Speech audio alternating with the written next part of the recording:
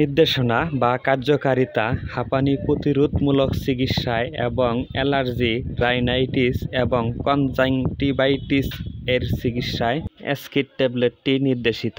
মাত্রা ও সেবনবিধি। অ্যাসকিড ট্যাবলেটটি সেবনের নিয়ম হচ্ছে একজন প্রাপ্তবয়স্ক রোগীর ক্ষেত্রে 1 mg একটি ট্যাবলেট দৈনিক 2 বার সেবন করতে হবে, অথবা কঠিন বা জটিল ক্ষেত্রে 2টি করে ট্যাবলেট দৈনিক 2 বার সেবন করা যেতে পারে, অথবা একজন রেজিস্টার্ড চিকিৎসকের পরামর্শ অনুযায়ী ট্যাবলেটটি সেবন করতে হবে।